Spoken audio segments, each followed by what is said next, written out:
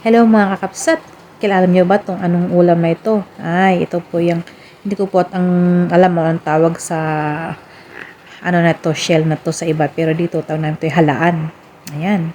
May natira po yan noon na halaan na tinago ko sa freezer. Ayan. Ayun nga po, bumuka na po silang lahat. Pero mainam pala pag nakabuka at nang makikita mo ang tunay kung ano ang laman sa loob. Kasi nga po minsan ay puro buhangin, hindi naman po ninyo maisa-isang buksan. Pero ngayon maigi nga at nakanganga na silang lahat ay nakikita mo talaga ang laman. Hindi na buhangin. So ngayon guys, naghiwala ako ng kamatis para sa ilagay ko dyan. Pero hindi ko na siya igigisa. Gagawin lang po natin parang istimang dating. Lahat ng sangkap ay ilalagay natin sa ibabaw para magkalasa. Syempre meron din sibuyas. Wala mo po pala akong luya dyan, kaya hindi ko na nalagyan ng luya. Nilagyan ko na lang siya ng sibuyas, kamatis, kunting asin, paminta, na pangpalasa.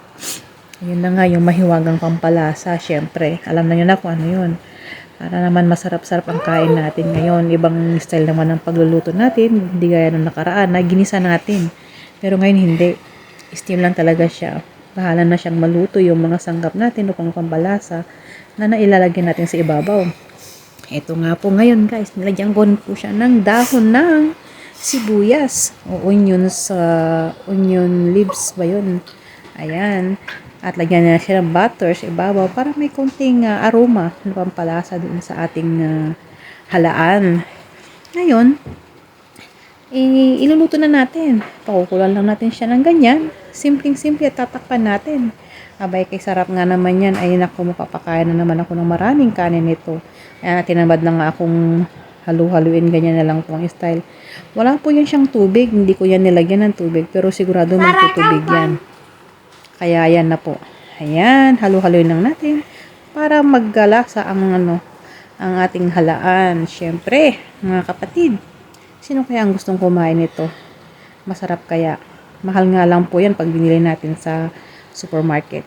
Ay nga po, since wala po tayong luya, nilagyan ko na lang po siya ng lemongrass. Hiniwa-hiwa ko na lang siya kasi medyo huli na natin nilagay. Ay naalala ko ay may lemongrass pala ako. Kaya yan, nalagyan ko na siya ngayon yan. Na para may mawala yung amoy-amoy niya na parang may lansa siya. Ayan nga po guys, haluin natin ng haluin hanggang sa maluto. Siyempre, medyo lutuin din natin siya ng maayos. Kasi nga po yung gabi ngayon, may baka masira ang ating tiyan.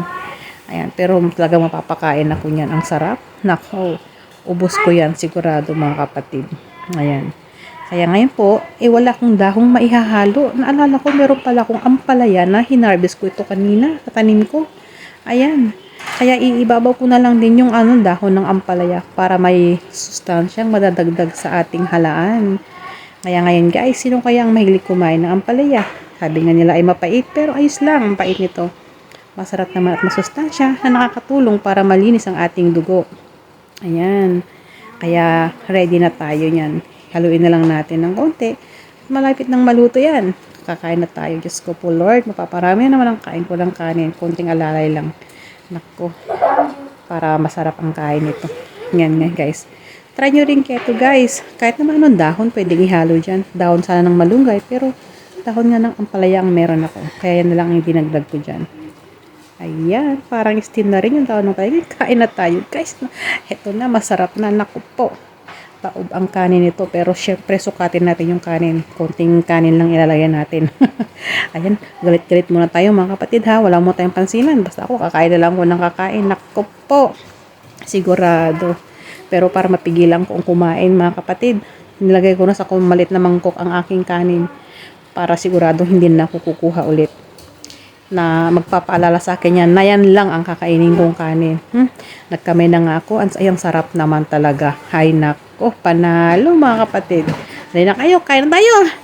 Ay nako po, maraming salamat po sa inyong mga panonood sa aking mga video. Maraming salamat po sa inyong pagmamahal at suporta. Paalam po.